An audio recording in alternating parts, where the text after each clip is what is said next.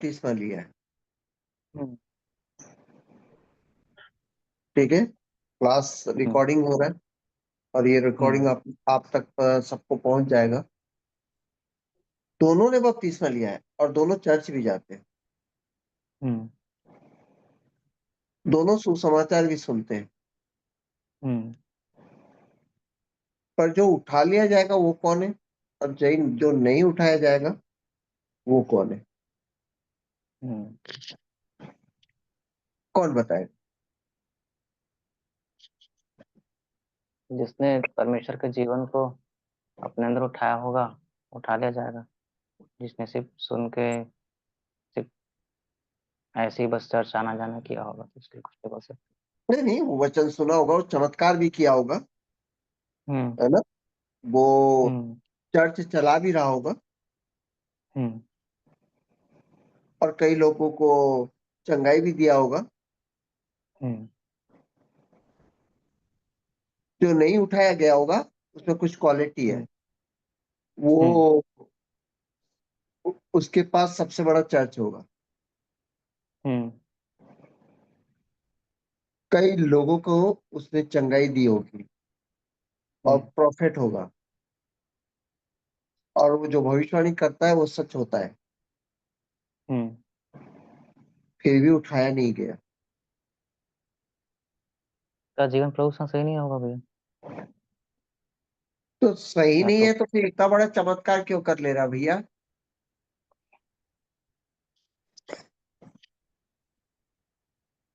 है ना, इतना बड़ा हम्म, चमत्कार क्यों कर ले रहा है? उनकी सभा में तो राखी सावंत जैसे लोग भी आ रहे हैं, हम्म। पर उठाया नहीं जा रहा है वो व्यक्ति, फिर क्यों?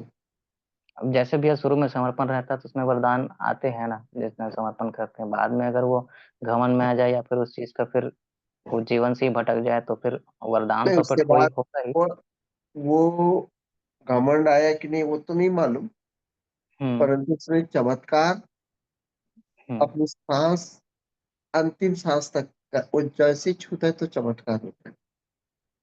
हम्म, पर सवाल है, खुद ही अब्राहम बोल रहा है कि उठाया नहीं जाए वो, हम्म, क्योंकि ये खुद ही अब्राहम नहीं बोल रहा है, ये खुद यीशु मसीह बोलता है, तेरे नाम से उसने ये किए। हाँ, और कब तक हे किए? प्रभु, हे प्रभु। हर पल किया। हम्म, फिर भी बोलता है कि मैं तुम्हें नहीं जानता। हम्म, तो मैंने जी, जी। मैंने बोला क्या? मैं नहीं जानता, मैं तो जानता हूँ। मैं तो ऐसे हम्म, लोगों के साथ घूम भी फिर रहा हूँ। हम्म, और यीशु मसीह बोलता है कि तू उठाया जाएगा, वो नहीं उठाया जाएगा, जबकि मेरे से हम्म, ज्यादा चमत्कार कर रहे हैं और मैं तो हम्म, चमत्कार भी नहीं किया। हम्म। हाँ, सवाल ये होता है कि आपने वचन वचन को बेस बनाया है। हालेलुया, मैं धन्यवाद देता हूँ हाल कि आज इसका उत्तर आप लोगों को देता हूँ। मैं आज 2.5 साल हो गया एक प्रार्थना को लेकर आया हूँ, हम्म, व्यक्तिगत प्रार्थना, है ना, यस, है ना, जी। व्यक्तिगत प्रार्थना। और इस समय छवि, इसको यहाँ खड़े हो जाओ,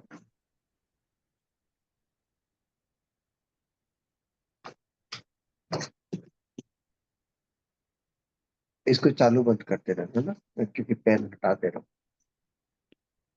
28-10 है ना, थोड़ा सा मेहनत करना पड़ेगा आज, मेरे साथ खड़े रहना पड़ेगा थोड़ा सा।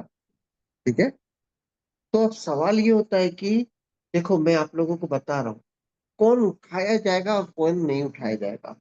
जब हम जी प्रभु में भैया। आते हैं, जब प्रभु में आते हैं, प्रभु, जैसे ही हम प्रभु को स्वीकार करते हैं, हम परमेश्वर की संतान होने का अधिकार क्या कर लेते हैं, प्राप्त कर लेते हैं। प्राप्त कर लेते हैं। और परमेश्वर की संतान होने का अधिकार प्राप्त करने के बाद राज्य की जितनी भी आशीषें हमारे जीवन में आ जाती है, और उसी हम्म, में हमको वरदान भी प्राप्त हो जाता है। परंतु हम्म, एक बार वरदान प्राप्त होने के बाद अब वो आपसे छीना नहीं जाता, हम्म, क्योंकि वो आपको प्राप्त हो गया। ठीक है, यस। हम्म, परंतु प्रभु यीशु, इस समय ग्रेसी उत्तर दे देगी मेरे को। प्रभु यीशु हमारे जीवन में आया क्यों था? हम्म। फिर से बता तू। पापों से अ? पाप मिटाने के लिए वो रामू काका है क्या, कि तुम पाप करो और मिटाते जाएगा? ये रामू काका का काम है। रामू काका चाय बना दो, प्यास लगी हो चाय बना के लाएगा। तो तुम्हारा परमेश्वर रामू काका नहीं है कि पाप तुम करो और वो मिटाने आया होगा। तुमको लगता है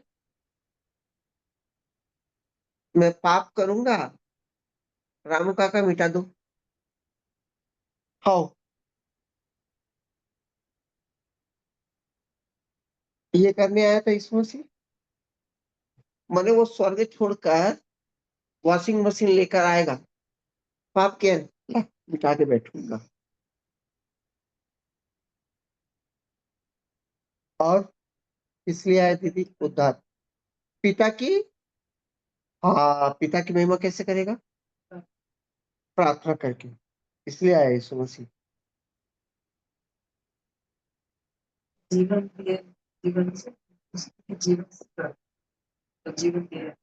कौन सा जीवन दिया? हाँ जी।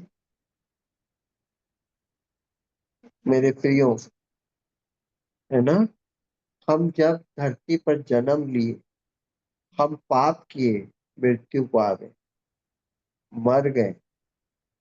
परंतु बाइबल का सिर्फ एक वचन याद रखो, वो आपको उद्धार देने के लिए नहीं आया, वो आपको पाप मिटाने के लिए नहीं आया था। वो आपको, सभी लोग बोलते हैं हमें उद्धार देने के लिए आया था, नहीं आया था। सिर्फ एक वचन याद रखो, परमेश्वर ने जगत से ऐसा प्रेम किया कि अपना इकलौता पुत्र दे दिया, जो कोई विश्वास करे उसे अनंत जीवन दे। परमेश्वर आया, परमेश्वर जो कभी मरता नहीं है, परमेश्वर आदि और अंत आया। परमेश्वर के पास एक ऐसा जीवन है जो जन्म मृत्यु समय से परे है। आप जानते हैं परमेश्वर, जब जब हम परमेश्वर के अंदर थे वही जीवन में थे, समझ में आ रहा है? जब हम इस धरती पर आया वो जीवन हमने खो दिया। तो क्या आदम अनंत जीवन में था? नहीं था। आदम जब आया तो वहां पर दो फल रखा था, और परमेश्वर चाहता था कि आदम पहले अनंत जीवन का फल खाए फिर ज्ञान का फल खाए। यानी परमेश्वर चाहता था कि वो, स्वर्गदूत लोगों के पास अनंत जीवन नहीं है, परमेश्वर के अनंत जीवन किसके पास है? परमेश्वर के पास। यानी परमेश्वर के पास जो एनर्जी है वो कभी खत्म नहीं होती है, वो लगातार एनर्जी चलती रहती है। परंतु स्वर्गदूत हो गए, इंसान हो गए, हमारी एनर्जी एक दिन क्या हो जाती है? खत्म हो जाती है। तो परमेश्वर चाहता था कि आदम शैतान को जवाब दे कि शैतान एक स्वर्गदूत है, उसके पास भी अनंत जीवन नहीं है। किसके पास अनंत जीवन नहीं है? स्वर्गदूतों के पास अनंत जीवन नहीं है। पर जब शैतान घमंड में आ गया, शैतान घमंड में आ गया कि मैं अंधकार को लेकर मैं जीवन प्राप्त कर लूंगा, घमंड में आया, तो पर शैतान को क्या किया? गिरा दिया गया। और शैतान के सामने एक चुनौती दी गई कि मैं एक इंसान बनाऊंगा, वो मेरे जीवन को क्या करेगा? पाएगा। और जब आदम को इस धरती पर भेजा तो आदम क्या किया? गलत फल का चुनाव कर लिया, जबकि पहले किसका फल का चुनाव करना था? अनंत जीवन का चुनाव करना। तो उसने जैसे ही ज्ञान का फल खाया तो वो मृत्यु को प्राप्त हो गया, वो नाश हो गया। अब सवाल हुआ कि शैतान जीत गया क्या? नहीं, शैतान जीता नहीं। परमेश्वर कभी हारता है क्या? नहीं हारता है। अब वो नहीं। जो अनंत जीवन को, जो उसके वचन में था, जो उसके अंदर है, उसने क्या किया? अपने इकलौते पुत्र को दिया, ताकि वो इस धरती पर आए और अनंत जीवन हमको दे। जब वो आया तो हम क्या थे? पाप में पड़े हुए थे। तब उसने अनंत जीवन, अभी देखो, दीदी उठो, उठो, आज इधर आओ बेटा, मोबाइल को टेबल में रख देना। ये ग्रेसी कभी अपना मोबाइल नहीं छोड़ती है, ये याद रखना। परंतु आज अपना बलिदान कर दी। देखो वो बेंच में क्या है? कहाँ पर है? नहीं सिर्फ तुम्हारे बेंच में देखो, तुम्हारे जहाँ पर बैठे हो। हाँ? वहां पर बेटा बाइबल रख दे।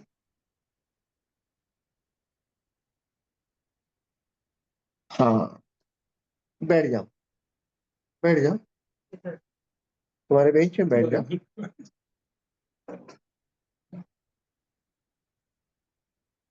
बाइबल को हटाए ना, फिर बैठे ना। तो उसी तरह परमेश्वर जब यीशु मसीह आया तो हमारे जीवन में पाप था, जीवन को दे सकता था क्या? नहीं, उसने नहीं। हमारे पाप को क्या किया? उद्धार किया, यानी हमको पापों से हटाया और हमारे अंदर अनंत जीवन डाल दिया। कितने लोग को समझ में आ गया? हालेलुया। हालेलुया। हालेलुया। तो यीशु हालेलुया। मसीह उद्धार देने नहीं आया, यीशु मसीह अनंत जीवन देने आया। और अनंत जीवन देने के लिए उद्धार करना जरूरी था। समझ में आ गया? यीशु मसीह क्या देने के लिए आया था? अनंत जीवन, ताकि शैतान को जवाब दे सके कि देखो, इंसान अब अनंत जीवन प्राप्त करके वो मेरा बेटा बनकर अब मेरे दाहिनी ओर बैठ पाया है। हालेलुया। अब इसके लिए वो तो सृष्टि करता है।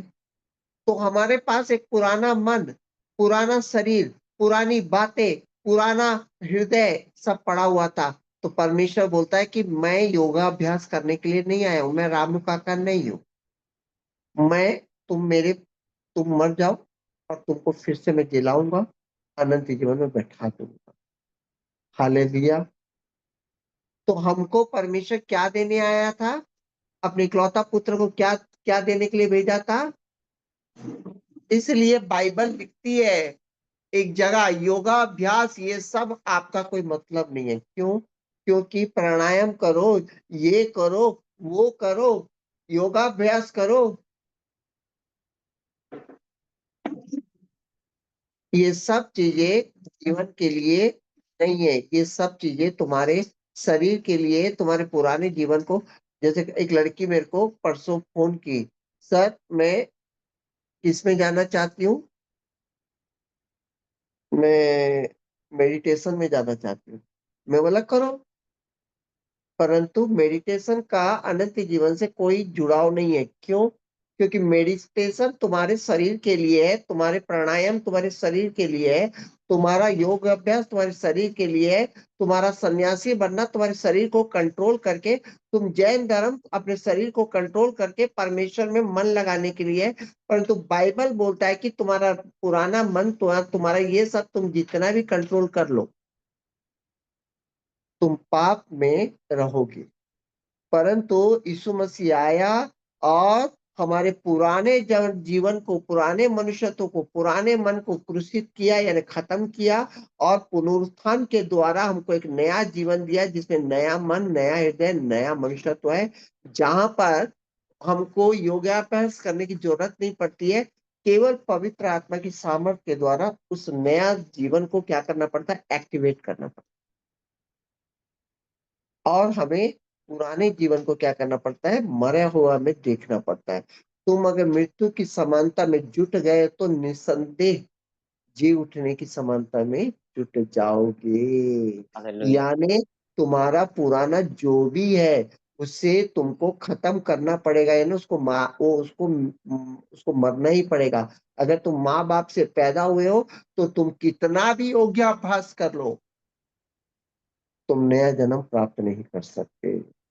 तुम कितना भी प्राणायाम कर लो, तुम नया जन्म प्राप्त नहीं कर सकते।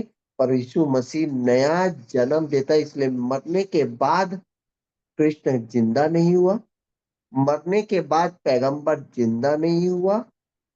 क्योंकि ये जितने भी धर्म है वो वो तुम्हारे शरीर को कंट्रोल करके परमात्मा में क्या कराते हैं, माने कर्म के द्वारा परमात्मा को पाने की योग अभ्यास सिखाते हैं। परंतु लिखा है कि तुम्हारे कर्म मैले चित्रों के समान है, तुम कितना भी कर लो मृत्यु को पार कर ही नहीं पाओगे। तुम कितना भी कर लो मृत्यु को पार नहीं कर पाओगे कर्मों के द्वारा। इसलिए सारे धर्म पहले आए और बाद में यीशु आया। क्यों? क्योंकि तुम जब अपने कर्मों के द्वारा अदन की वाटिका से जब तुम निकाले गए हो, तुम कर्मों के द्वारा परमात्मा को तुम पा नहीं सकते। तुम कर्मों के द्वारा परमात्मा को पा नहीं सकते। इसलिए तुम्हारे जितने भी कर्म है, तुम्हारे तुम्हारे कर्म मैले चित्रों के समान है। तुम कर्मों के द्वारा पा नहीं सकते, परंतु तुम कैसे पा सकते हो? अगर परमात्मा चाहेगा तो।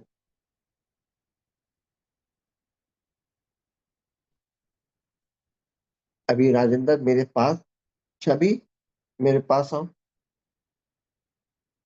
वहीं पर रुक जाओ, एक और कदम बढ़ाओ। दीदी उसका हाथ खींच दे। हाँ, फिर एक और कदम बढ़ाओ। दीदी और हाथ खींच। जब मैं चाहता ही नहीं हूं कि तू गंदे तरीके से आ, तो तुम कितना भी कर्म कर लोगे मेरे पास आ सकते हो? नहीं। परंतु अगर मैं चाहूंगा तो, हाथ छोड़ो दीदी, आ जाओ। हाँ। ये कौन चाहता है? परमात्मा जब चाहेगा। तुम अपने कर्मों से मेरे पास नहीं आ सकते, क्योंकि तुमको पाप क्या कर रहा है, घेरे रखेगा। तुम कितना भी कर्म कर लो, तुम कितना भी मन लगा लो, तुम अपने मन को कितना भी प्राणायाम में ला दो, तुम कितना भी सन्यासी बन जाओ, तुम कितना भी हट कर लो, तुम एक हाथ ऊपर करके पूरा परमात्मा के लिए अपना एक हाथ ऊपर रखे रखे रहो, तुम इंद्रियों को कितना भी जीत लो, तुम्हारा सारा कर्म मेरे पास नहीं ला सकता, क्योंकि मैं पवित्र हूं। परंतु मैं अनुग्रह करूंगा तो मैं तुमको क्या करूंगा, अपने पास उठा के ले आऊं। तुम्हारे कर्म, तुम्हारा मन सब मैले चिथड़े हैं, तुम्हारे मन में बीमार है। इसलिए तुम मृत्यु को प्राप्त करोगे। पर यीशु मसीह आया, वो अपने ऊपर उस तुमको रखा और मृत्यु में लाकर फिर वो जी उठकर पिता के पास गया कि अब ये मरने वाले नहीं, अनंत जीवन हमारा। हालेलुया। इसलिए सारे मैंने गीता, बाइबल, गीता, कुरान जब सबको पढ़ने के बाद मेरे को समझ में आया कि एक बात है, मैं मृत्यु को हरा नहीं सकता। क्यों? कृष्ण कभी मृत्यु को हरा नहीं पाया, क्योंकि उसको भी बोलना पड़ा मैं दोबारा अवतार लूंगा। इसका मतलब मैं आयामों की दुनिया का भगवान हूँ। मैं ही जन्म हूँ, मैं ही मृत्यु हूँ। क्योंकि मैं जन्म आऊंगा, तो परमात्मा बोलता है कि मैं मृत्यु नहीं है परमात्मा। परमात्मा मृत्यु नहीं है। परमात्मा का मृत्यु से कोई संबंध नहीं है। परमात्मा किसी को मारता नहीं है। परमात्मा परमात्मा है। ये मृत्यु का काम सारे भगवानों को दे दिया गया है। क्यों? क्योंकि ये शैतान के अधिकार में है। क्योंकि मृत्यु हमने श्राप के द्वारा पाया है। कितने लोग बोलते हैं कि पिता ने श्राप दिया? पिता कभी किसी को श्राप नहीं देते। पर बाइबल में लिखा है कि उसने ज्ञान का फल खाया तो वो श्रापित हुआ। पर नहीं, मैं आप लोगों को बता दूं, राजीव सर के पास एक बेटा है। उन्होंने कहा कि बेटा, ये रेड लाइट है, जब तुम गाड़ी रेड लाइट में चलाओगे तो फाइन लग जाएगा, और हरे में आएगा तो कुछ नहीं बोला जाएगा। अब उनका बेटा सुन के रेड लाइट में गाड़ी घुसार दिया।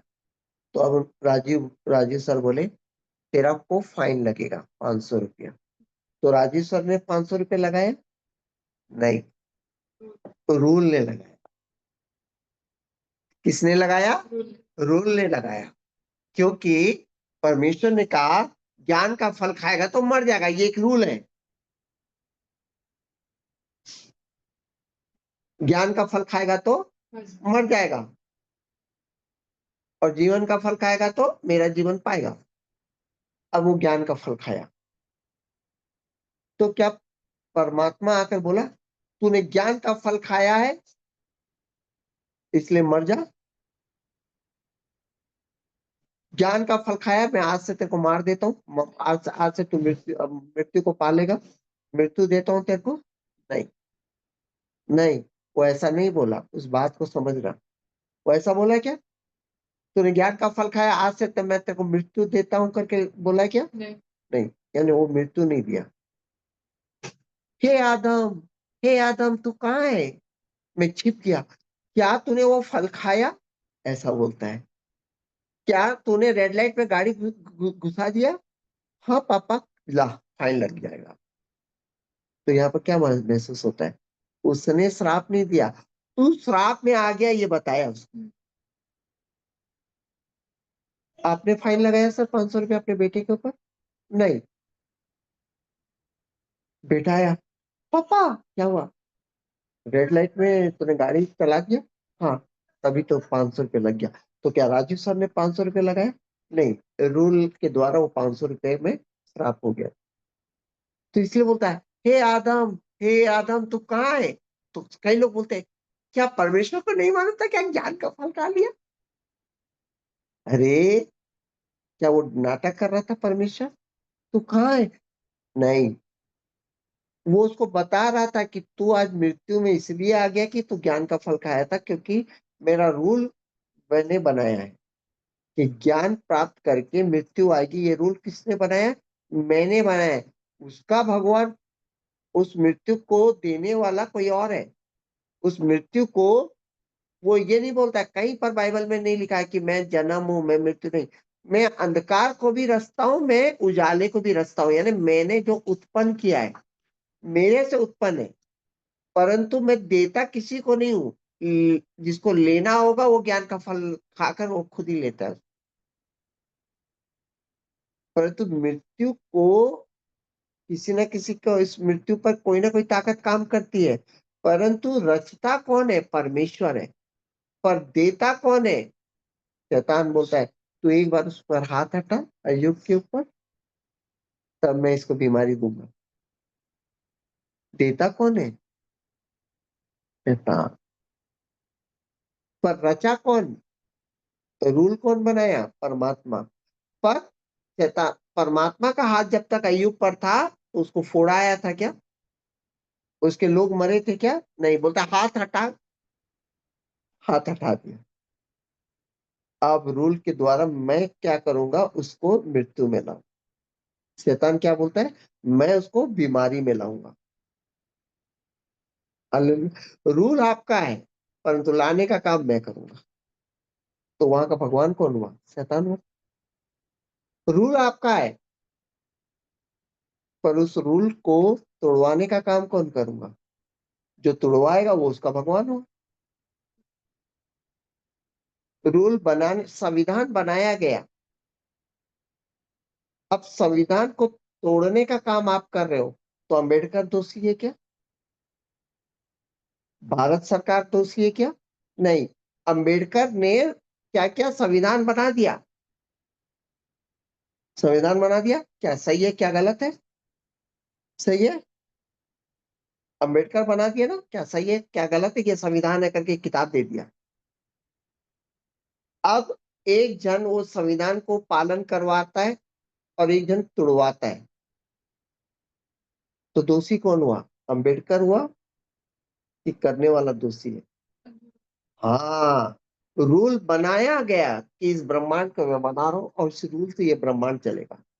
बस परमात्मा का वही काम है, मैं सृजन करता हूं, मैंने सृजन कर दिया।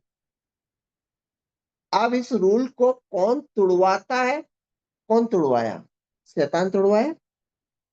ज्ञान का फल खा करके उस रूल को तो तुड़वाया कौन? शैतान। तुड़वाने वाला उसका भगवान हुआ। आदम का भगवान कौन हुआ? तो मृत्यु को लाने वाला भगवान कौन हुआ? शैतान। बनाने वाला परमेश्वर है, पर उसको दिलाने वाला कौन है?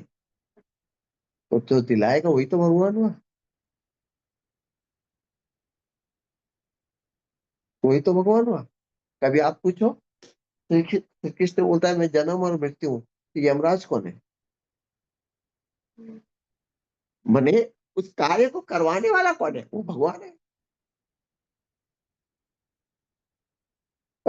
तो हम जिस परमात्मा को मानते हैं वो कौन है? सृष्टि करता है, जो रूल है, जो रूल को बनाया है, बनाया गया है, और उस रूल को तोड़वाने वाला कोई और।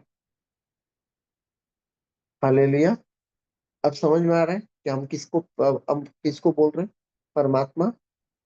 भगवानों को नहीं बोल रहे, सृष्टिकर्ता को बोल रहे हैं। और सृष्टिकर्ता को ये एक, सृष्टिकर्ता कभी जन्म मृत्यु में नहीं है। कभी बोला सृष्टिकर्ता मैं जन्म हूं, मैं मृत्यु हूं, मैं, नहीं। आप पूरे बाइबल में पढ़ लो, अंधकार को रचने वाला मैं हूं बोलता है, मतलब रूल बनाने वाला मैं हूं। रूल को तोड़वाना, चलवाना ये मेरा काम नहीं, ये काम तुम्हारा है।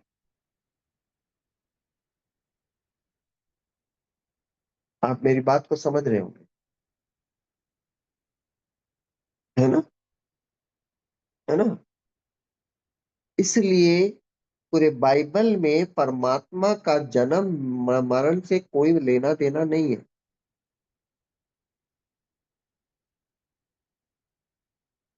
कहीं पर भी ये नहीं बोलता कि मैं जन्म लूंगा। कहीं पर भी परमात्मा ये नहीं बोला कि मैं इस युग में आया था और उस युग में आऊंगा। क्योंकि वो आएगा कैसे? क्योंकि वही तो सृष्टि करता है ना, उसमें सब कुछ बनाया गया है। वो जन्म लेगा कैसे बताओ? वो इंसान के गर्भ से आएगा क्या? जब वो आ ही जाएगा तो फिर सृष्टिकर्ता कहाँ रहेगा फिर? तो जितने भी पैगंबर है, जितने भी माने महावीर है जो जन्म लेते हैं, वो सृष्टिकर्ता नहीं है।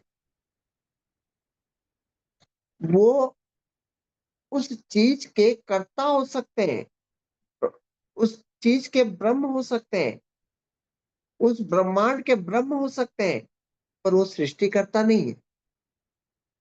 तो इंसान के समझ में यहीं पर शास्त्र क्या करता है, घुमा देता है। अगर कोई बोलता है मैं ब्रह्म हूं, मैं, तो हमको लगता है कि वो सृष्टि करता है, नहीं। वो उस रूल को दिलाने वाला है, पर उस रूल को रचयिता नहीं है। उस रूल का रचयिता कोई और है।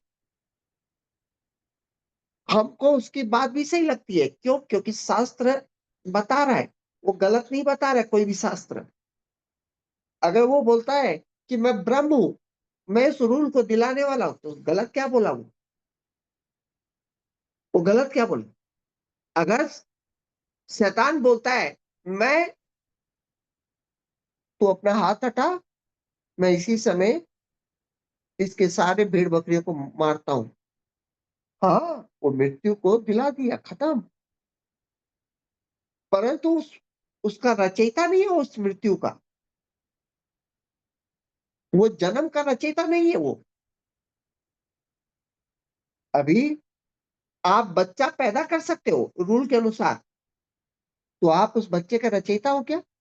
नहीं। आप शादी किए, बच्चा पैदा किए, तो आप क्या बोल रहे हो? मैंने इस बच्चे को जन्म दिया।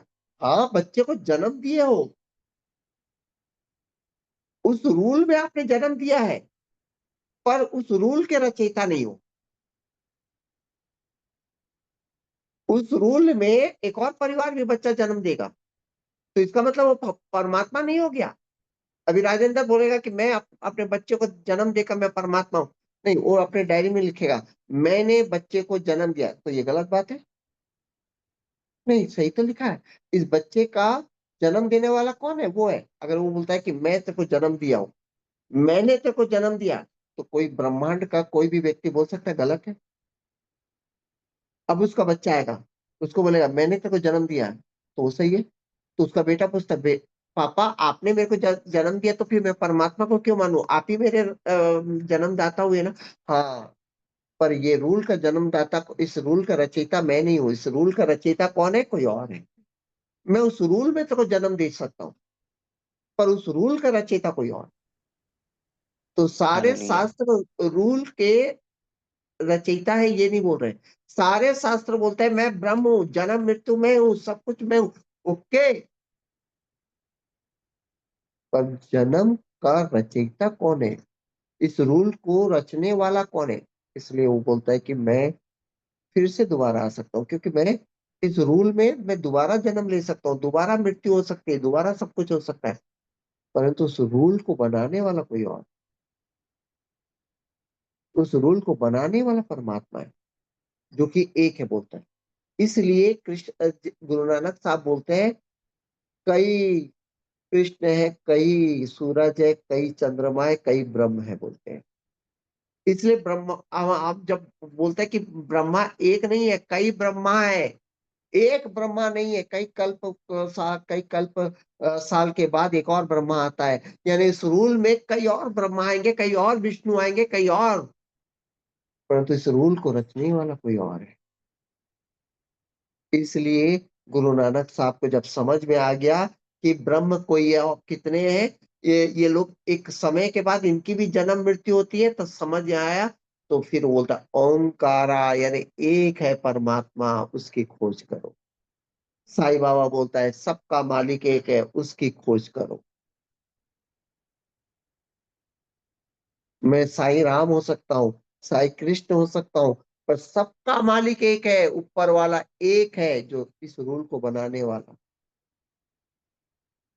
उसके रूल को कोई नहीं बना सकता, केवल परमात्मा ही उस रूल में आते हैं। और परमात्मा एक है, 33 कोटि नहीं। उस एक के रूल में 33 कोटि आ सकते हैं, पर 33 कोटि वो एक नहीं बन सकते।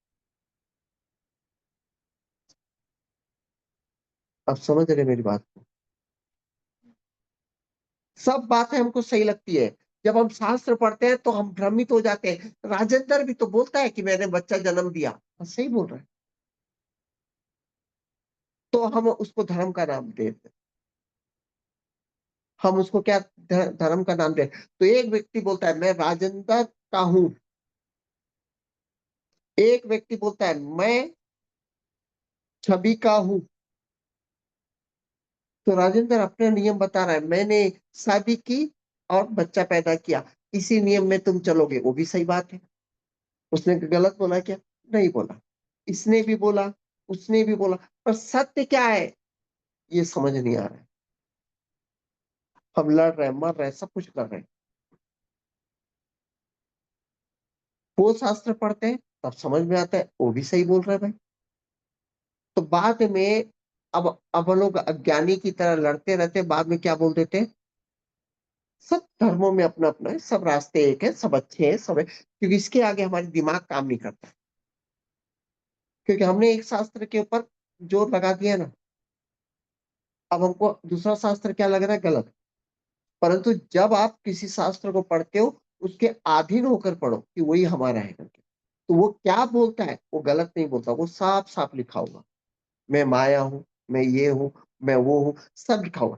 सिर्फ समझने में गलती क्या होगी? क्योंकि आप जब उसके हो जाओगे तो फिर आपको दूसरा चीज क्या लगेगा? गलत लगेगा। पर निष्पक्ष भाव से जब आप पूरे पूरे साफ साफ रखेंगे, ये भी राजेंद्र भी सही है,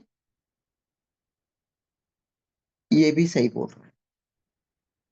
परंतु जब आप परमात्मा की ओर दौड़ेंगे, तो वहां पर यह होगा कि जितने धर्मों में मृत्यु को कोई नहीं जीता है, तो इसका मतलब कि वो रूल के अंदर है, वो रूल बनाने वाले नहीं।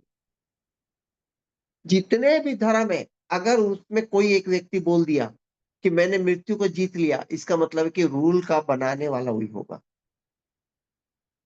तुम कितने भी रूल बना दो, अगर मृत्यु के बाद तुम जी नहीं उठे हो, तो इसका मतलब कि तुम रूल के अंदर हो, रूल के बाहर कोई और है, जिसकी मृत्यु कभी नहीं। और रूल के बाहर परमेश्वर का अनुग्रह है जो आया। इसलिए बोलता सत्य मार्ग और जीवन मैं ही हूँ, मेरे अलावा कुछ भी नहीं। क्योंकि मैं रूल के अंदर नहीं हूं, मैं रूल का बनाने वाला हूं। इसलिए मृत्यु मेरे को छू नहीं सकती। मैं ही मृत्यु हूँ बोल रहा है तो वो रूल के अंदर है। मृत्यु मुझे छू नहीं सकती, यानी मैं रूल के ऊपर हूँ, यानी मैं रूल का बनाने वाला हूँ, रूल के अंदर नहीं। ये वाली बात जब आपको समझ में आती है, तब आप पलट जाते हो। इसका मतलब है कि आप पुनर्जन्म ये सब में नहीं हो, आप रूल के अंदर नहीं हो, रूल के ऊपर हो। इसलिए परमेश्वर बोलता है इफिसियों में कि सब कुछ तेरे पांव तले कर दूंगा, तो सब वस्तुओं पर शिरोमणि होकर तू मेरे परमेश्वर के दाहिनी और बैठ, और सब कुछ तेरे पांव तले आ जाएगा। यानी मैं जो रूल के अंदर नहीं हूं, तू भी रूल के अंदर से बाहर होकर तू मेरा बेटा कहलाएगा। कोई है क्या हालेलुया हालेलुया। बोल? हालेलुया। तो जितने भी चीज रूल के अंदर आ रहे हैं, इसका मतलब है कि रूल के अंदर सब कुछ आएंगे, और रूल के ऊपर कोई एक है। और वो ऊपर में जो है, अगर उसको अगर तुमने ढूंढ लिया, तो तुम सत्य में हो। और रूल के अंदर जितने भी तुम किताबें पढ़ते हो, तुम रूल के अंदर तुम जितने भी करो, वो रूल के अंदर है। अगर वो रूल के अंदर है तो वो परमात्मा नहीं है। और रूल के ऊपर जो रूल को बनाने वाला है वो परमात्मा है। और वहां तक बाइबल बोलती है किसी ने कभी ने परमात्मा को देखा नहीं है। किसी ने भी परमात्मा को देखा नहीं है, उस रूल को बनाने वाले को किसी ने नहीं देखा। केवल उसका इकलौता पुत्र है जो कोई प्रकट किया है।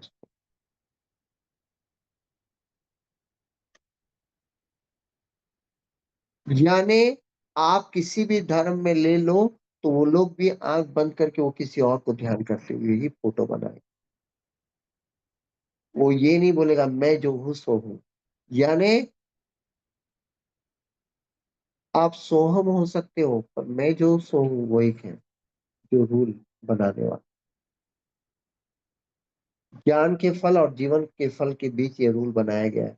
और रूल को रखने वाला कौन है? परमात्मा। इसलिए ना तो परमात्मा का श्राप से कोई मतलब है, वो रूल बनाया है। ये करोगे तो आशीष आएगी, और ये करोगे तो श्राप आएगा। व्यवस्था विवरण 28 को बोलता है तुम ये करोगे तो श्राप आएगा, और ये करोगे तो आशीष आएगी। इसलिए सारे धर्मों में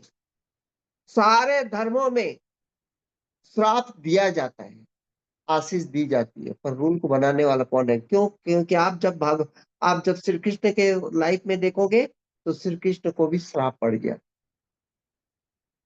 श्री कृष्ण को भी श्राप दिया गया था। उसको कौन श्राप दिया था? गंधारी स्वयं उसको श्राप दी। परमात्मा होता तो उसको श्राप लगता है क्या? नहीं लगता। क्योंकि परमात्मा रूल बनाने वाला, उसको श्राप कैसे लगेगा? उसने श्राप लिया, इसका मतलब है कि श्राप उसको भी छुई, मृत्यु आई। तो रूल के अंदर का सर्वश्रेष्ठ हो सकता है, वो रूल के अंदर का सर्वश्रेष्ठ हो सकता है, पर वो रूल के बाहर नहीं है।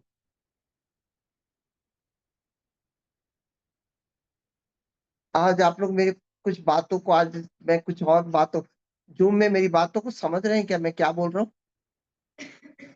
जी भैया। आज राजीव भाई मेरे साथ बैठे हैं, एक सवाल के जवाब उठा कि परमात्मा किसको लेगा। तो मैं इस चीज के लिए आप लोगों को एक व्यक्तिगत प्रार्थना मैंने सिखाया। वो व्यक्तिगत प्रार्थना 2.5 साल से लोग मेरे से सीखने के लिए आ रहे हैं। एक अद्भुत प्रार्थना जो केवल इस धरती पर एक बार प्रकट हुआ है, और वही चीज मैं लेकर आया हूँ। और वर्ल्ड में ये व्यक्तिगत प्रार्थना, मैं पहला वो इंसान नहीं हूं जो लेकर आया हूँ। इसको उत्पन्न करने वाला कौन था? परमेश्वर। और ये 5 भाग में की जाती है। और ये 5 भाग किसने लाया? परमात्मा ने लाया। पर आज इस दुनिया में प्रार्थना को 5 भाग में करने का कोई सिस्टम कोई भी नहीं बता रहा है। और हमने इस प्रार्थना को 5 भाग में हमने किया। तो ये प्रार्थना का पहला भाग इस समय मेरे साथ अश्वनी बोलोगे प्रार्थना का पहला भाग? जी भैया।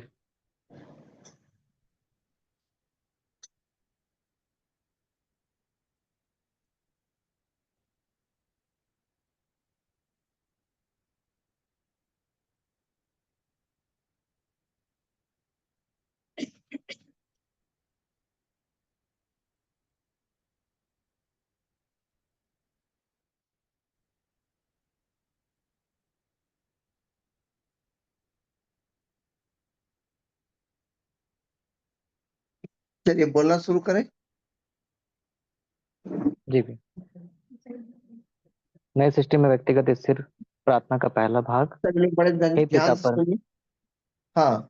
हे पिता परमेश्वर, आपके अनुग्रह से प्रभु यीशु में सेत में प्राप्त मेरा नया जीवन, जो नए मनुष्यत्व के साथ आपकी क्षमा में पाप से मुक्त धर्मी जीवन है। मेरा यह धर्मी जीवन प्रभु यीशु के सामर्थी लहू में पाप से छुटकारे के द्वारा और उनके क्रूसीकरण में मेरे पुराने मनुष्यत्व के क्रूसित होने से और मेरे नए जन्म से है। मेरा यह धर्मी जीवन मेरी नई सृष्टि में से और पवित्र आत्मा की सामर्थ के द्वारा मसीह भूमि में आपकी पहचान में चलकर आपकी महिमा को प्रकट करने के लिए है। हालेलुया। अब इस प्रार्थना को हमने शुद्धिकरण तक अब तक सीख चुके हैं। ये प्रार्थना को हम शुद्धिकरण तक सीख चुके हैं। अब इस प्रार्थना में मैंने 5 सवाल आप लोग को दिए थे। 6 सवाल भेजे क्या राजेंद्र भैया? हाँ, राइट। मैं सभी के आज 6 सवालों के उत्तर देखूंगा, चेक करूंगा, ठीक है। आज इस प्रार्थना के द्वारा इस प्रार्थना में कहा जा रहा है कि पिता परमेश्वर आपके अनुग्रह से, यानी हमारे कर्मों से नहीं, हम अपने कर्मों से परमेश्वर का जीवन प्राप्त नहीं कर सकते। आपके अनुग्रह से, यानी परमेश्वर हमको वो जीवन दिया। आपके अनुग्रह से प्रभु यीशु में सेत में प्राप्त मेरा नया जीवन, यानी आपका पुराना जीवन खत्म होता है और एक नया जीवन, आप मृत्यु के बाद एक जीवन को प्राप्त करते हो, यानी आप रूल के अंदर से अब बाहर जा रहे हो। आप रूल के अंदर जब रहते हो तो आप मृत्यु से उठ नहीं पाते हो। फिर वही आपको फिर एक और मतलब जैसा अन्य धर्म में सिखाया जाता है, आप रूल के अंदर मरते हो जन्म लेते हो, मरते हो जन्म लेते हो। पर जैसे ही आप रूल के ऊपर जाना है तो परमेश्वर बोलता है कि आप मृत्यु को जीत कर, जैसे यीशु मसीह मृत्यु को जीत कर रूल के बाहर हो गया, रूल के अंदर से क्या हो गया? बाहर हो गया। और वही बोलता है कि मैं रूल के बाहर आ गया, मैं रूल के बाहर आ गया। अब परमेश्वर चाहता है कि हम रूल के अंदर से बाहर हो जाए और अनंत जीवन प्राप्त कर लें। हम रूल के बाहर हो जाए, यानी परमेश्वर ने जो रूल बनाया है उस रूल के बाहर हो जाए, समय से बाहर हो जाए।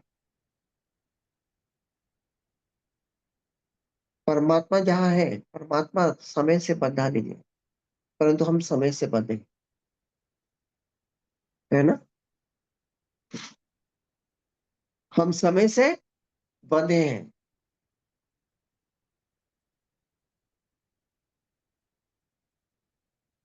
परंतु हम रूल से बाहर हो जाए। तो परमेश्वर चाहता है कि हम रूल से बाहर हो जाए, तो हमको एक जीवन दिया। वो जीवन कैसा है? वो धर्मी है। वो जीवन कैसा है? वो धर्मी जीवन है। और ये धर्मी जीवन हमने कैसे पाया है? दो दो चीज से पाया है। लहू से हमारे पाप क्षमा हुए हैं और क्रूसीकरण के द्वारा हम मर चुके, मर कर रूल से बाहर हो चुके। और हम जो धर्मी जीवन पाए हैं, इसलिए पाए हैं पिता की पहचान में चलकर। और जो पिता की पहचान में चलेगा प्रभु के आगमन में उठा लिया जाएगा। और जो पिता यस। की पहचान में नहीं चलेगा, चाहे आप चमत्कार करो या कुछ भी करो। पिता की पहचान में जो नहीं चलेगा, यानी आप रूल के बाहर होकर पिता के पहचान में चलना है, यानी पिता के स्वभाव में चलना है। अगर आप नहीं चले तो आप कितने भी चमत्कार कर लो, परमेश्वर बोलेगा कि तू रूल के अंदर ही रहा। तो रूल के बाहर होकर तेरे को कहाँ आना था? परमात्मा में आना था, दाहिनी ओर आना था। परंतु तू रूल के अंदर ही रहा, चमत्कार भी किया, एक अपने स्वभाव में चलता रहा। परंतु हमको जो धार्मिक जीवन मिला है, पिता की पहचान में चलकर महिमा प्रकट करने के लिए। अब मैंने एक सालवी करके बेटी को पूछा, क्या तुम पिता की पहचान में चल पाओगी? मेरा तो पहचान है झूठ बोलना, मेरा तो पहचान है ईर्ष्या द्वेष करना। अब पिता इतना पवित्र है, मैं उसकी पहचान में कैसे चल पाऊंगी? तुम नहीं चल पाओ। इसलिए परमेश्वर तुमको क्या किया? खत्म कर दिया, मृत्यु। क्योंकि तुम्हारा जो जीवन रूल के अंदर हुआ है, तुम मर जाओ। क्योंकि तुम उस शरीर के द्वारा, उस पुराने मन के द्वारा तुम मेरी पहचान में नहीं चल पाओगे। तुमको मर कर एक नया जीवन होना है, रूल के बाहर होकर तुम मेरी पहचान में चल पाओगे। तो हम लोग क्या करते हैं? पिता से प्रार्थना करते हैं, पिता आपकी पहचान में चलने के लिए मुझे कुछ चाहिए, तभी तो चल पाऊंगा। तो पिता क्या बोलता है? मैं तुझे नई सृष्टि की व्यवस्था देता हूँ। तो हमको उसकी पहचान में चलने के लिए नया जन्म में क्या क्या प्राप्त हुआ है? दो चीज प्राप्त हुआ है। पहला, एक नई सृष्टि की व्यवस्था प्राप्त हुई है। और क्या प्राप्त हुआ है? पवित्र आत्मा का सामर्थ प्राप्त हुआ। क्योंकि हम नहीं चल पाएंगे, हम मर गए। मरने के बाद जब नया जीवन प्राप्त करते हैं, तो वो रूल के अंदर नहीं है, बाहर है। तो हमको क्या मिला है? नई सृष्टि की व्यवस्था। तो नई सृष्टि की व्यवस्था में क्या क्या आता है? पहला तो है शुद्धिकरण। दूसरा क्या आता है? नया मन। उसके बाद क्या आता है? नया हृदय, एक नया जन्म, फिर पवित्र आत्मा की सामर्थ। ये चार चीज हमको मिलता है। क्या मिलता है? चार चीज। शुद्धिकरण, एक नया जन्म, फिर नया मन, नया हृदय, और पवित्र आत्मा की सामर्थ। ये चार चीज मिलता है। तो अब अपने मन को केंद्रित करने वाली बातों को छोड़कर उस नया मन को इस्तेमाल करने वाली बातों में चलना है। उस नया मन का जब इस्तेमाल करेंगे, ये चीज दिखती नहीं है परंतु है।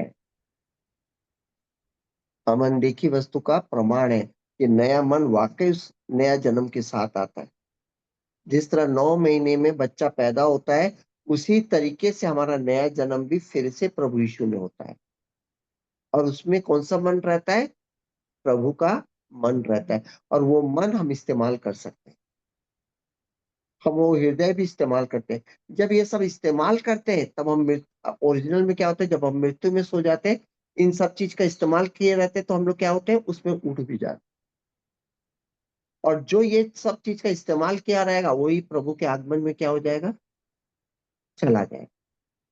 और जो इस्तेमाल नहीं किया रहेगा, वो भले चमत्कार करता रहे, परंतु उसने नई सृष्टि की व्यवस्था का इस्तेमाल नहीं किया है पिता की पहचान में चलने के लिए, वो इस धरती पर रुक जाए। क्यों? क्योंकि वो रूल क्या, ये कोई वो नहीं है, दंड नहीं है। वो रूल के अंदर रह जाएगा, क्योंकि वो निकलना है तो उसकी पहचान में चलकर उस चीज का इस्तेमाल करना।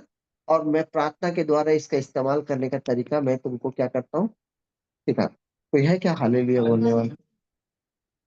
हालेलुया। कई लोग भावनात्मक रूप से परमेश्वर के साथ जुड़े हैं।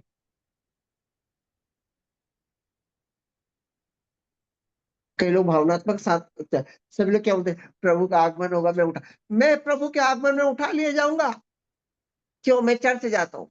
क्यों? मैंने चमत्कार किया। क्यों? मैंने लोगों के लिए प्रार्थना किया। प्रभु बोलता, मैं नहीं पहचानता तुम लोगों को। तुम, मैंने, मेरा गुस्सा नहीं है कि तुम लोगों ने ये किया, परंतु पहचान में नहीं चला, मैं नहीं ले जाऊंगा। ऐसा नहीं है परमेश्वर। कई लोग ना भावनात्मक रूप से ऐसे सोचते हैं। ऐसा रहता तो मैं राजेंद्र को कितना बड़ा कब का दंड दे दिया रहता। कई गलतियां करता रहता है, जा, मैं तो नहीं ले जाऊंगा, मैं नीतू को लेकर जाऊंगा आज कॉफी पीने। कई बार ऐसे ही होता है कि राजेंद्र मेरे पीछे, नीतू बोलती चलो ना भैया कॉफी पीने, मैं चल देता हूँ उसको छोड़कर। हमारा परमेश्वर ऐसा नहीं है कि तुमने ऐसा नहीं किया तो मैं नहीं ले जाऊंगा। नहीं, वो बोलता है कि, समझ रहे हो ना मेरी बात को, वो कुछ नहीं करता है। वो बोलता है कि तुमको रूल से निकलने के लिए मैं तुमको नई सृष्टि की व्यवस्था दिया हूं, तुमको उसको अपना कर क्या करना है। जब मैं आऊंगा, मैं यहाँ पर आऊंगा, तो देखो, ये चुंबक है, ये चुंबक है मेरा हाथ।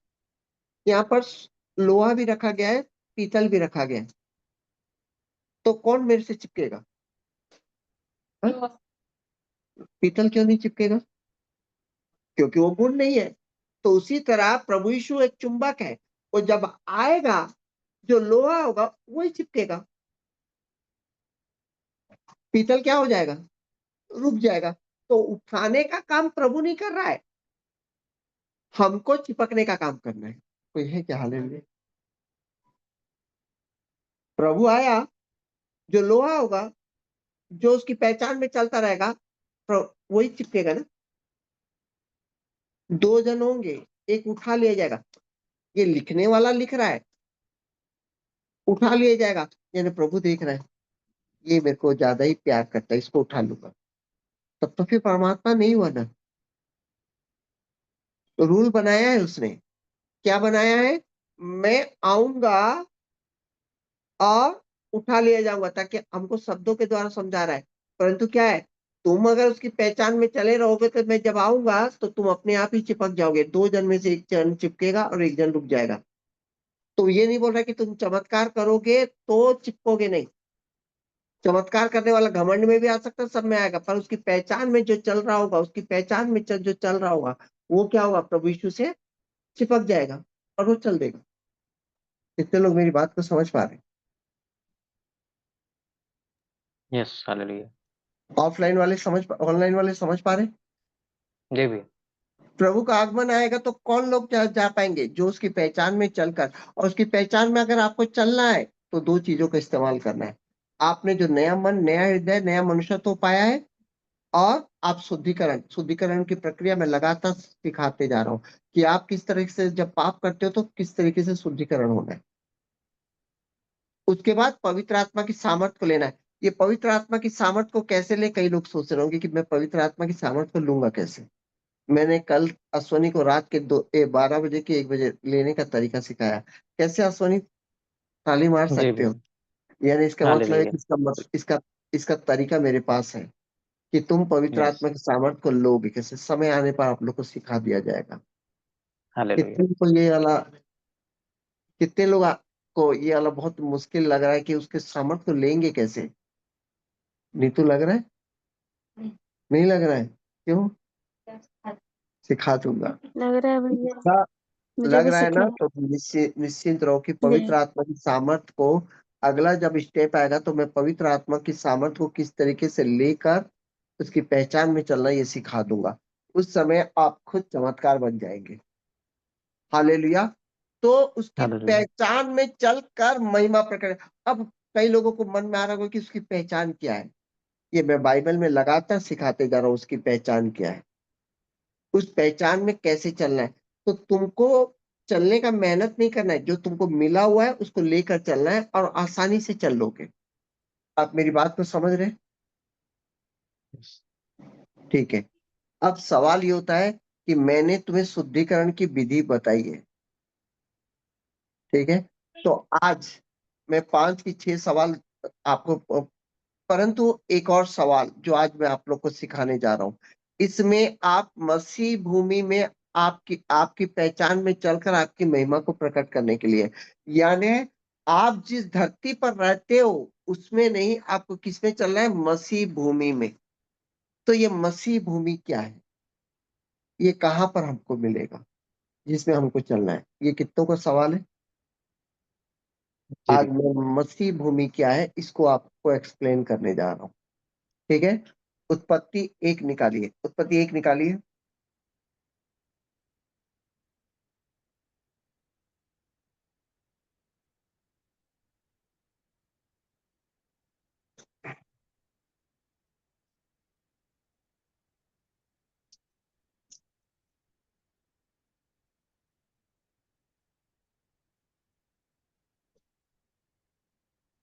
मुझे एक किताब जो कभी समझ में नहीं आई और एक किताब जिसको मैंने हमेशा तुच्छ समझा, वो कौन सी किताब थी?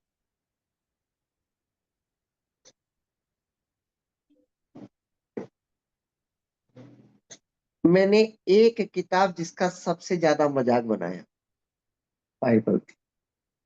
एक किताब जिसको मैंने तुच्छ समझा, कौन सी किताब? वो थी बाइबल। और एक महान किताब जिसको मैं सोचा कि एक महान किताब है, वो कौन सी थी? कुरान और गीता। ये दोनों किताबें सच है। हमेशा याद रखना अपने लाइफ में, ना तो गीता का मजाक उड़ाना, ना तो कुरान का मजाक उड़ाना, ना तो बाइबल का मजाक उड़ाना। कभी भी इन महान ग्रंथों का मजाक नहीं उड़ाना, क्योंकि इन ग्रंथों में सब सही सही लिखा हुआ है। परंतु जब पढ़ोगे तब समझ में आएगा कि वो जो कह रहे हैं वो सही है, कुरान जो कह रहा है वो भी सही है। जब सब सही है तो गलत कुछ है क्या? नहीं है। परंतु आप जब समझोगे कि वो जो अपने रूल पे बता रहा है वो सही है, वो जो रूल पे बता रहा है वो भी सही है, परंतु उस रूल को लाने वाला कौन सा है, ये जब आप, ये समझ मैंने कई साल के तक मैंने इसी चीज को प्राप्त नहीं कर पाया।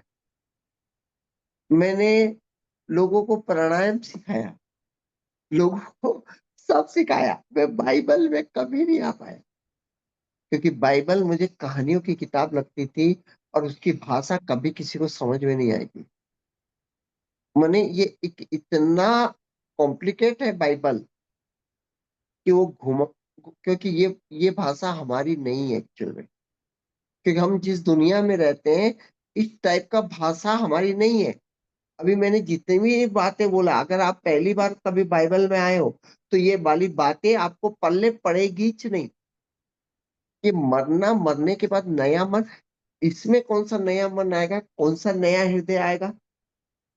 ये एक तो एक हृदय है, अब बोलते हैं नया हृदय, तो कहां पर दूसरा जगह कहां फिट हुआ? ये सब जब समझोगे तो आपको समझ में नहीं आएगा, क्योंकि ये नई दुनिया की भाषा। फिर आप धीरे धीरे विश्वास करोगे कि नहीं, कोई और एक जन्म भी हुआ है मेरा, वहां पर नया हृदय है, वो आपको दिख नहीं रहा है, वो उठेगा, ये मरेगा। तो आप धीरे धीरे धीरे धीरे जैसे विश्वास में लाओगे, पवित्र आत्मा की सामर्थ प्राप्त करोगे, तो धीरे धीरे वो ना एक्टिवेट जब होगा, तब आपको धीरे धीरे ना महसूस होगा। फिर आप विश्वास को क्या करोगे, देखने लगोगे। ये बातें अलग है, ये बातें अलग है। आप मन को केंद्रित कर सकते हो, आप योग अभ्यास कर सकते हो, ये बातें दिखती है। परंतु ये जो बातें है ना, ये जो दुनिया है, ये जो दिख नहीं रही है, जो बोलता है नया जन्म हुआ, नया मन आ गया, नया हृदय आ गया, ये आया कहाँ पर? हम लोग क्या सोचते हैं, पुराने को नया कर रहे हैं, नहीं। ये पूरा ओरिजिनल नया जन्म की बात कर रहे हैं।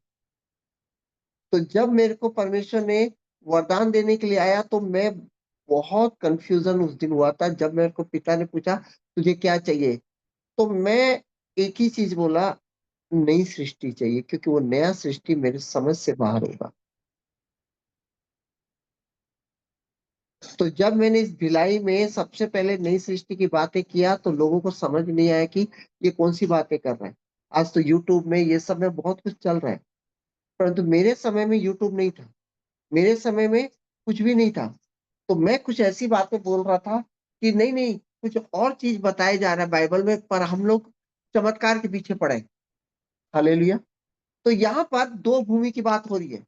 कौन सी दो भूमि की बात हो रही है?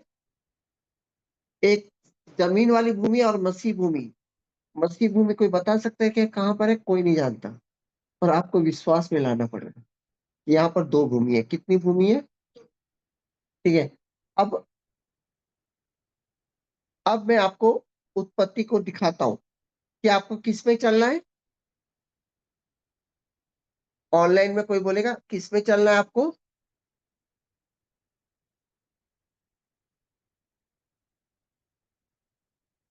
अश्वनी, जी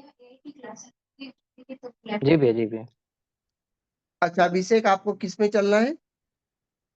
पिता की पहचान में। हाँ, पर कौन सी भूमि में चलना है? मसीह भूमि में। मसीह भूमि। अभी यहीं पर इंसान क्या हो जाएगा, कंफ्यूजन हो जाएगा। हम तो एक ही भूमि देख रहे हैं। कौन सी भूमि देख रहे हैं? एक ही भूमि देख रहे हैं। कहाँ है, कौन सी भूमि देख रहे हैं? एक ही भूमि की देख रही है, पहचान। जमीन देख रहे हैं ना? अब मैं एक और भूमि की बात कर रहा हूँ जो दिख ही नहीं रही है हम लोगों को, परंतु उस पर चलने की बात कर रहा हूँ। यहाँ पर आपका मन कोई काम आएगा क्या? आपका दिमाग काम आएगा क्या? जो चीज दिख नहीं रही है उस पे चलने की बात कर रहा हूँ। तो ये मसीह भूमि क्या है, मैं बताने जा रहा हूँ। लो, उत्पत्ति। देखो, उत्पत्ति को अभिषेक तुम इस समय बने रहोगे। आज मसीह भूमि के बारे में बात कर रहा हूँ। जी सर। उत्पत्ति एक को बताओ। उत्पत्ति एक का एक पढ़ो। जी।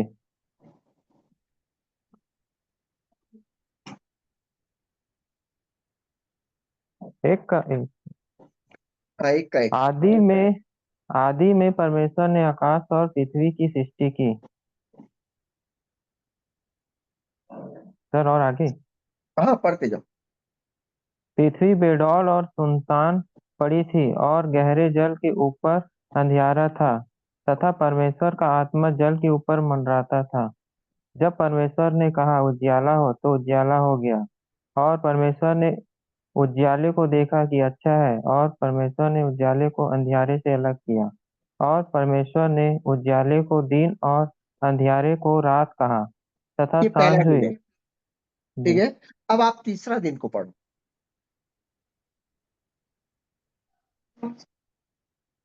तथा सांझ हुई फिर भोर हुआ। इस प्रकार पहला तीसरा दिन से। हाँ, तीसरा दिन। अब फिर देखिए परमेश्वर ने आप, कहा। देखिए बस यहाँ पर मैं तीसरा दिन को रखे रहूं, मैं बोल रहा हूँ। एक परमेश्वर ने पहले क्या बनाया? स्वर्ग बनाया। यानी स्वर्ग भी बनाया गया। इसका मतलब क्या है? जो भी स्वर्ग की बात कर रहे हैं उसको बनाया गया। उत्पत्ति की गई और पृथ्वी को बनाया। है ना? इसका मतलब कि जी। परमेश्वर जहाँ रहता है उसकी बात नहीं कर रहा है, उस स्वर्ग की बात कर रहा है ना?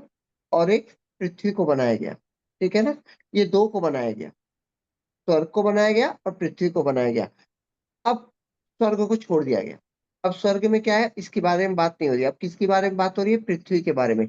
अब परमेश्वर को लगा कि इस पृथ्वी पर मैं एक जीवन का चक्र लेकर आऊंगा।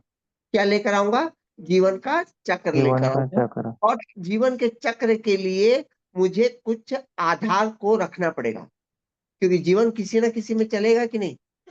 चलेगा ना? जी सर। जीवन कहीं ना तो चलेगा ना। तो ये जीवन जी। कहाँ चलेगा? तो उसने दिमाग लगाया।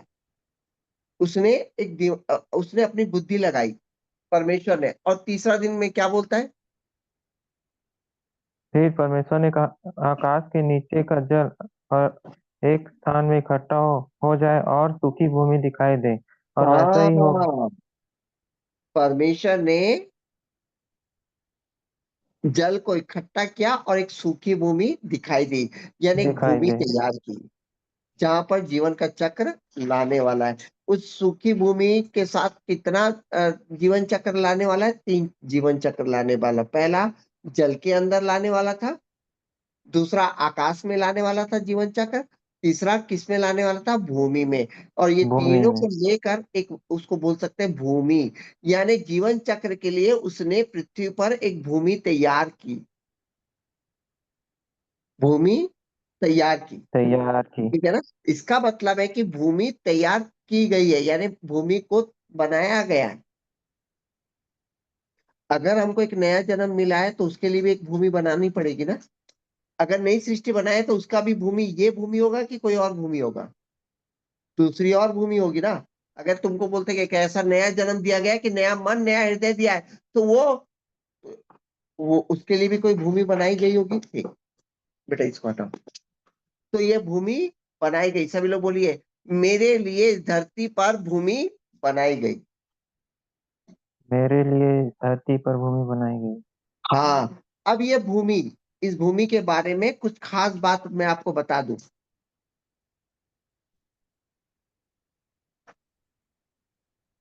चौथा अध्याय निकालो।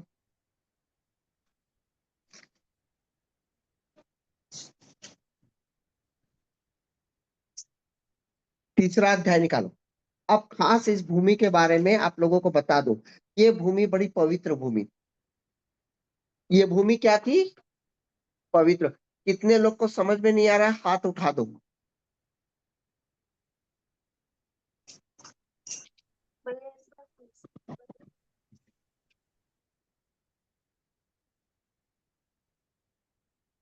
कितने लोग को समझ में नहीं आ रहा होगा? और जितने लोग को समझ में आ रहा होगा उसी को मैं आज सवाल जवाब पूछूंगा। और जितने लोग हाथ उठाएंगे उनको मैं नहीं पूछूंगा। मुझे भैया को एक बार फिर से बताइए। संगीता, हर बार तुम ये क्यों जी बोलती हो भैया। फिर से बताई? जब मैं बताता हूँ तो उस समय ध्यान देना चाहिए ना। नहीं भैया, एक बार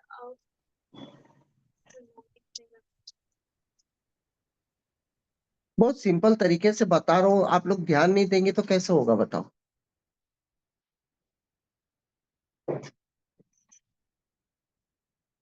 मैं दोबारा इस समय आप लोगों को मैं बता रहा हूँ, मैं शुद्धिकरण तक पहुंच चुका हूँ।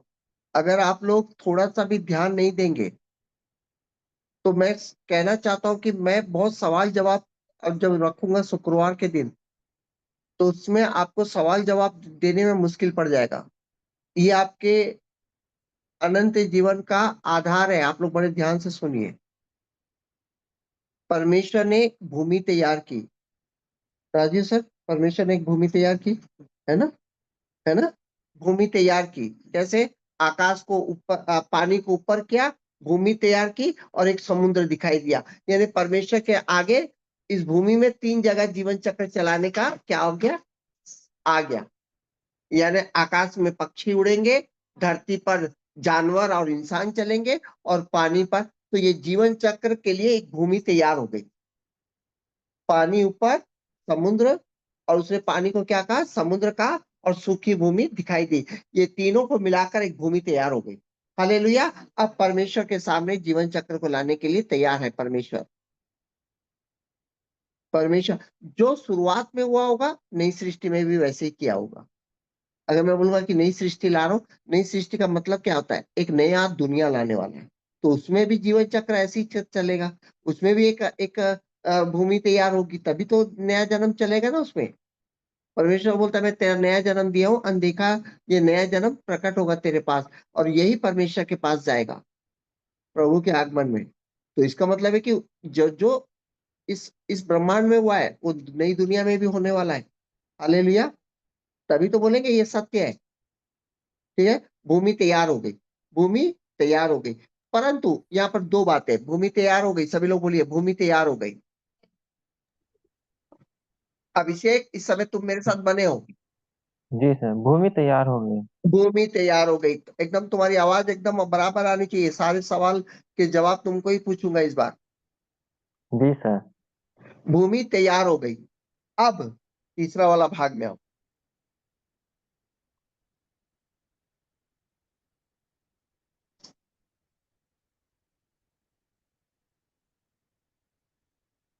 तीसरा का 17 पढ़ो। अब भूमि तैयार हो गई, जीवन चक्र आ गया, ज्ञान का फल आ गया, जीवन का वृक्ष लगा दिया। अब ये जीवन चक्र किसके द्वारा चल रहा है? ज्ञान के फल और जीवन का फल के द्वारा चलाने के लिए उसने क्या किया? परमेश्वर ने इंसान को भेजा। वो जी क्या सर। चाहता था? पढ़ो। जीवन से ज्ञान में आए। पर जी। अब ये चक्र आगे अनंत जीवन तक लाने वाला था परमेश्वर, परंतु शैतान बीच में आ गया। अब ये चक्र को घुमा दिया। जीवन से ज्ञान की जगह अब ज्ञान से ला दिया। यानी वो चाहता था कि हम आत्मा से परमात्मा को मानकर इस शरीर को क्या करें? चलाएं। पर हम सीधे ज्ञान में आकर शरीर के अधीन हो गए। हालेलुया। हालेलुया। अब 17 नंबर बोलो।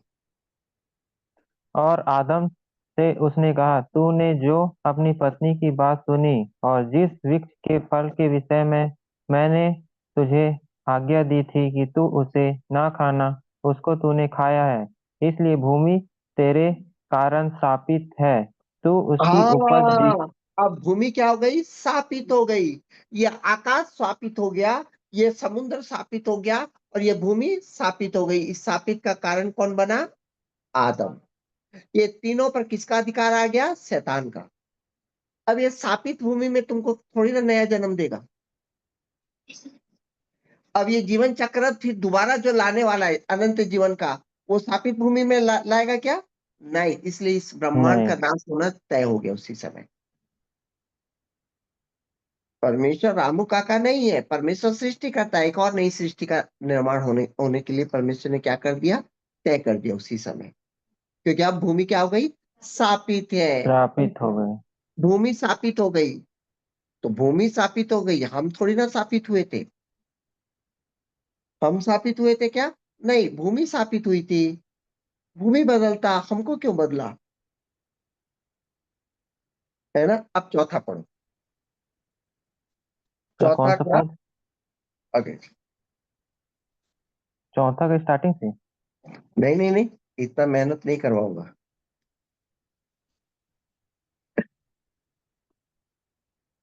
अब चौथा का अ,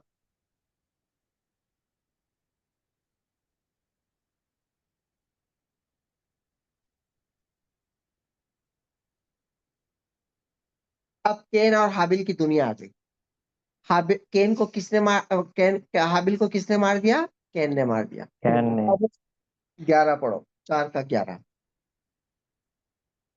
नहीं, 10 से पढ़ो। 9 से पढ़ो। 4 का 9 से पढ़ो।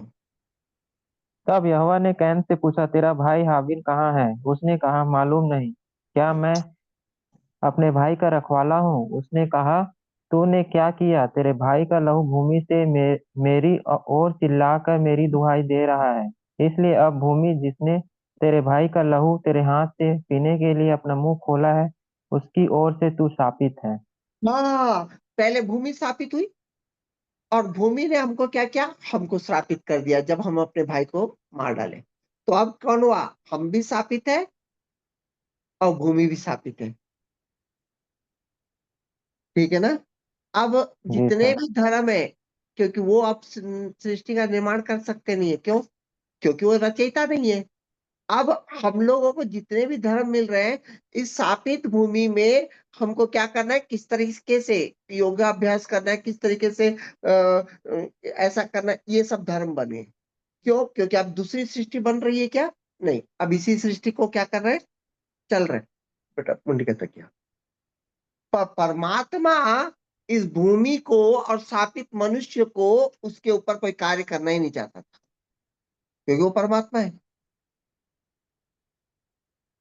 वो क्या किया?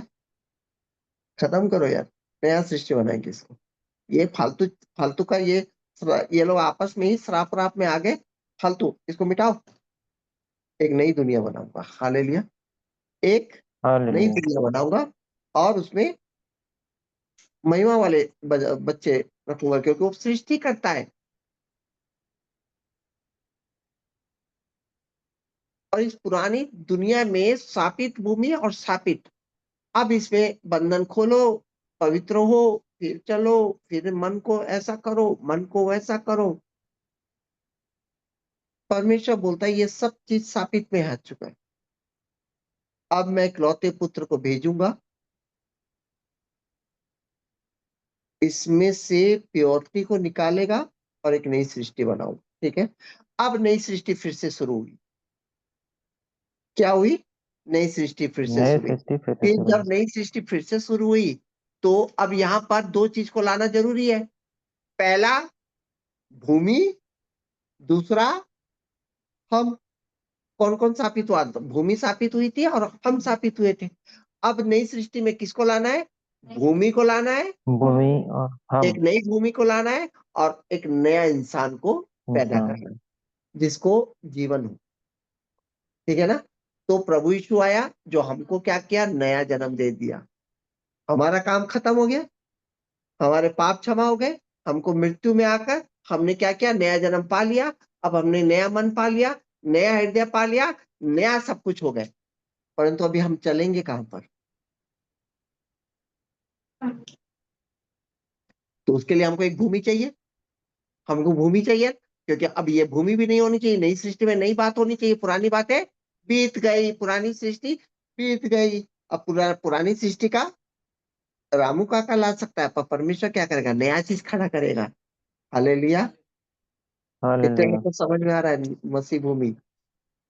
अब मैं यहाँ पर यस। मसीह भूमि लिखा हूं ना, मसीह भूमि में अब हमारा नया जन्म दिख रहा है क्या? नहीं, परंतु परमेश्वर बोलता है कि 2000 साल पहले क्रूस पर कुछ हुआ जिससे तुम्हारा नया जन्म आ चुका है। अनदेखी वस्तु का प्रमाण है, विश्वास के द्वारा तुमको खींचना पड़ेगा, और जो खींचेगा वही प्रभु के आगमन में जाएगा। अब सवाल होता है कि आज दुनिया में दो प्रचार कहीं नहीं होते। मसीह भूमि का प्रचार किसी यूट्यूब में नहीं लिखा हुआ है, कभी कभी नहीं सुनोगे। शुद्धिकरण का प्रचार कोई नहीं करता। क्यों? क्योंकि उनको अभी इस समय कोई भी ऐसा चीज ये लाया नहीं गया, और ये व्यक्तिगत प्रार्थना के द्वारा हमको मालूम चलता है कि नई सृष्टि का मतलब है सब कुछ नया होना है फिर से। हालेलुया। जब मैंने हालेलुया। जब मैंने जब नई सृष्टि का मतलब होता है मन को अगर हटा दिया गया, मृत्यु को हटा दिया गया, हृदय को हटा दिया गया, सब कुछ नया हुआ, तो चलना तो पुरानी भूमि में है ना हमको। फिर जब स्थापित भूमि है, तो अब एक नया व्यक्ति भूमि में चलेगा, तो स्थापित भूमि क्या करेगी? उसको भी श्राप में ले आएगी। तो भूमि बदलना जरूरी है। जरूरी है।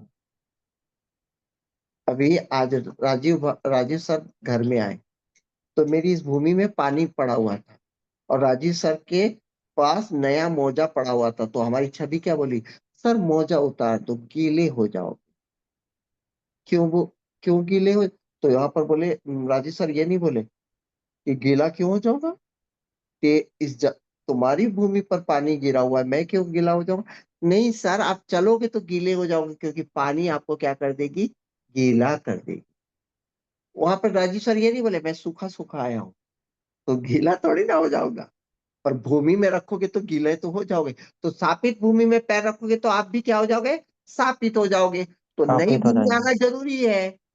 हालेलुया। अब आप लोग को समझ में आ रहा होगा इस प्रार्थना में भूमि की क्या अहमियत है। इफिसियों 1:9 यस। निकालो, इफिसियों 1:9।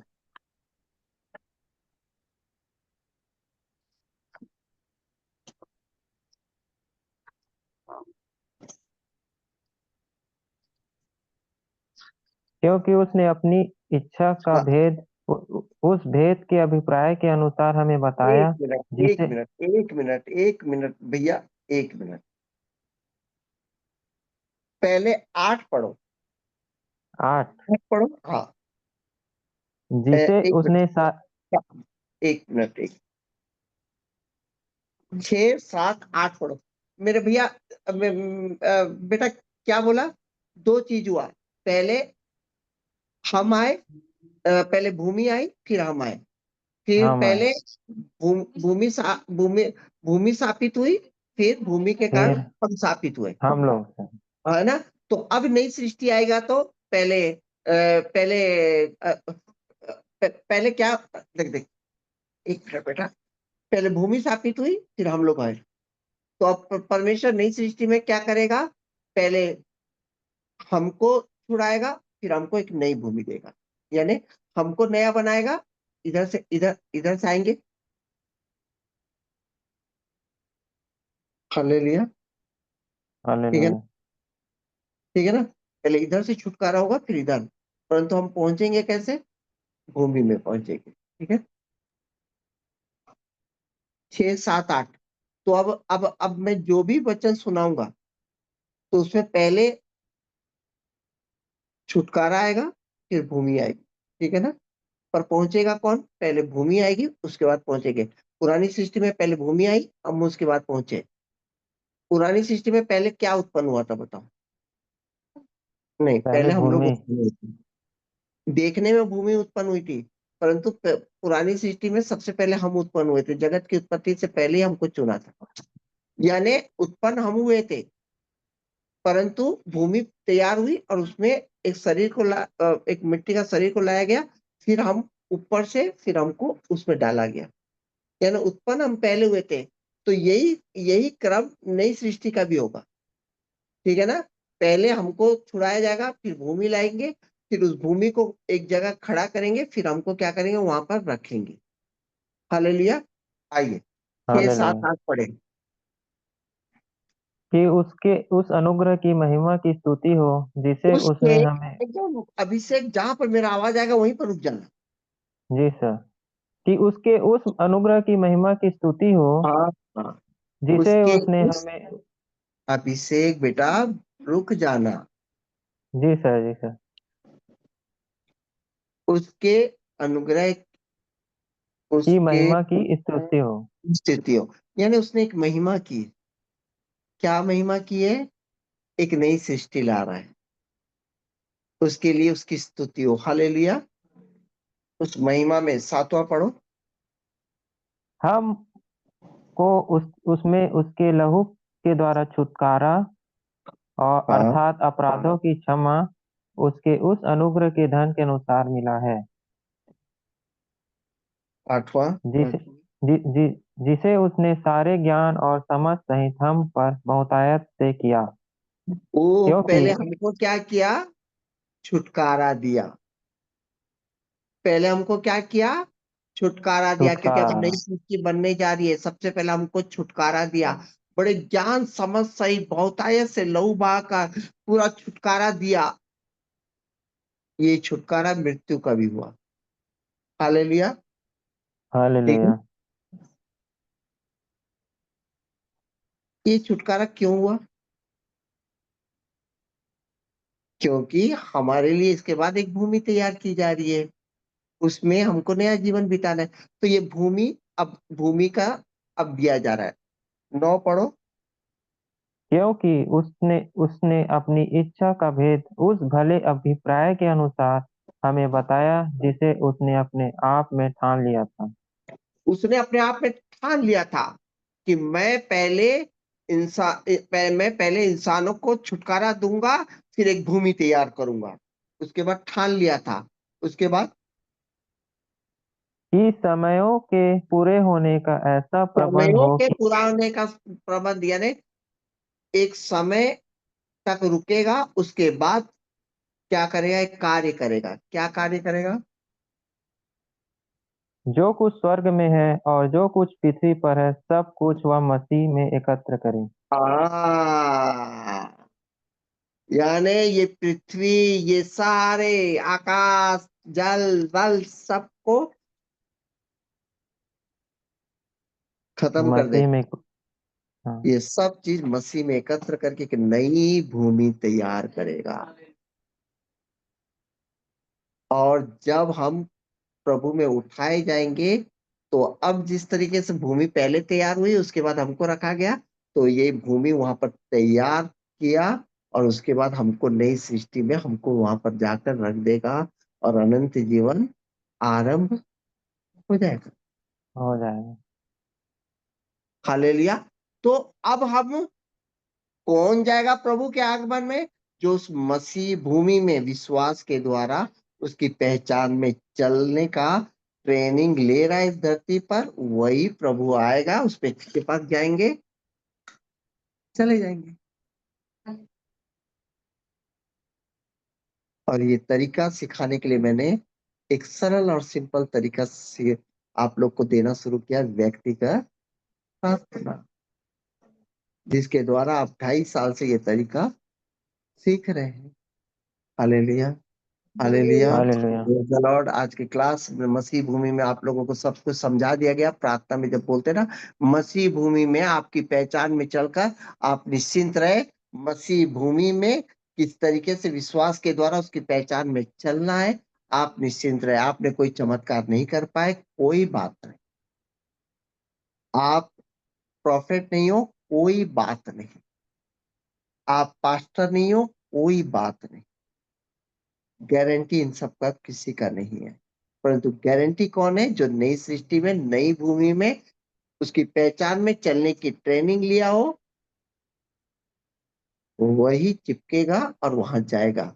ये परमेश्वर का कोई प्रेम नहीं है, कोई ईर्ष्या नहीं है कि तुम मेरे को प्रभु प्रभु, हाँ प्रभु मैं चर्च जाऊंगा, मैं दसवांश दूंगा, कोई मतलब नहीं है। तुम अगर ये कर रहे हो तो तुम चिपकोगे, जाओगे, ये रूल है। इस रूल में अगर तुम खड़े हो तो तुम प्रभु के आगमन में चले जाओगे, तुमको कोई नहीं रोक सकता। परमेश्वर आप सबको आशीषित करे। इस क्लास के द्वारा आप फिर एक नई बातों को सोमवार से सीखने जा रहे हैं। 5:15 प्रार्थना सभा लगातार चलेगी, शाम को व्यक्तिगत प्रार्थना सिखाया जाएगा और 5:45 आपको आत्मिक भोजन दिया जाएगा, जिसके द्वारा आपको उसकी पहचान में चलने का तरीका सिखाया जाएगा। परमेश्वर आप सबको आशीषित करे और मेरी मिनिस्ट्री के लिए आप सब लोग दुआ करें कि ये सारी चीजें कई